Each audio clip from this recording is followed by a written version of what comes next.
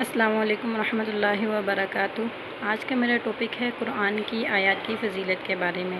آپ صلی اللہ علیہ وسلم نے حدیث مبارکہ میں ارشاد فرمایا ہے، خیرکم من تعلم القرآن وعلمہ، کہ تم میں سے بہترین شخص وہ ہے جو قرآن سیکھے اور دوسروں کو سکھائے۔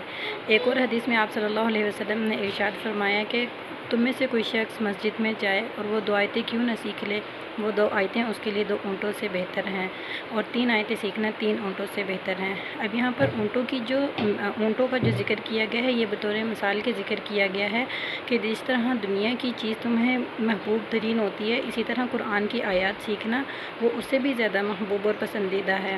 اونٹوں کا ذکر اس لیے کیا گیا ہے کیونکہ اہل عرب کے نزدیک اونٹ سب سے زیادہ ان کی پسندیدہ چیز تھی، اس لیے ذکر کیا گیا کہ جیسے دنیا کی چیزیں تمہیں اپنے نزدیک محبوب ہیں، اسی طرح اللہ کی آیات سیکھنا دنیا اور اس میں جو کچھ بھی ہے اس سے زیادہ محفوظ ہے، بہترین اور افضل ترین ہے۔ اللہ ہمیں عمل کی توفیق عطا فرمائے۔